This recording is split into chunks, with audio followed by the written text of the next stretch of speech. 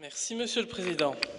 Monsieur le Ministre, vous avez déjà annoncé votre intention de vous rendre prochainement au Congo afin de vous entretenir avec le président illégitime de ce pays, Joseph Kabila. Alors Kabila, c'est un président génocidaire et tricheur, un imposteur pour certains, que vous et l'ensemble du monde politique, de Louis Michel, son père spirituel, à André Flao, n'avez cessé de soutenir malgré le trucage des élections présidentielles et législatives.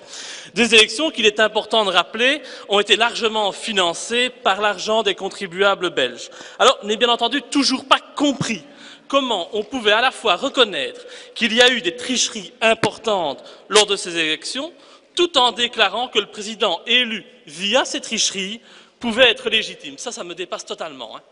Alors, en tant que ministre d'un pays démocratique, vous ne pouvez pas maintenir une telle position.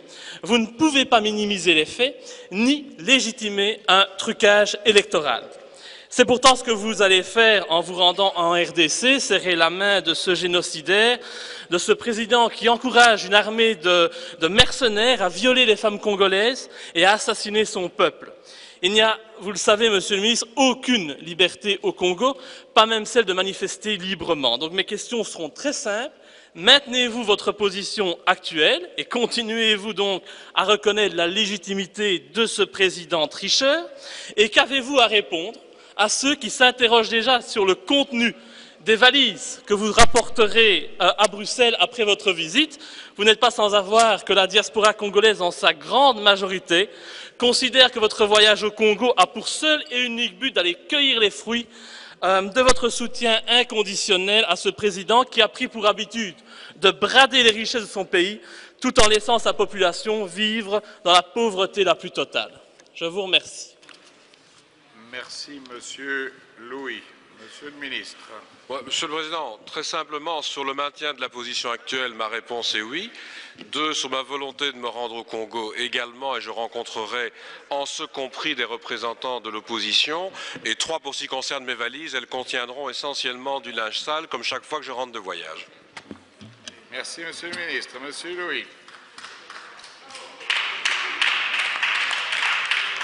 Il est déplorable de voir que cela mérite des applaudissements. Et il est déplorable également de voir à quel point votre notion de la démocratie, Monsieur le Ministre, est variable en fonction des pays concernés. Libye, Syrie, Israël, Russie, Congo, vos positions ne sont jamais cohérentes. Enfin, si c'est vrai, elles sont cohérentes, si seuls vos intérêts financiers et économiques guident vos décisions. Alors, vous savez, la démocratie, c'est le régime politique dans lequel le peuple est souverain. Ce n'est pas le cas au Congo. Et donc, comme vous persistez à vouloir absolument vous rendre au Congo pour soutenir ce pouvoir, je ne peux, en tant que représentant du MLD, que demander votre démission, car un ministre d'un État démocratique digne de ce nom ne... Merci, Monsieur Louis. La démocratie n'implique pas l'insulte et le mensonge. L'incident est clos. J'ai autant le droit à m'exprimer que les autres. Vous n'avez plus la parole, Monsieur Louis.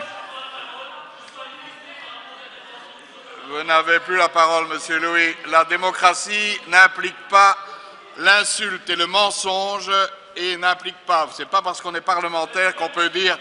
Ce n'est pas parce qu'on est parlementaire que l'on peut dire n'importe quoi ici et à l'extérieur ou sur la toile.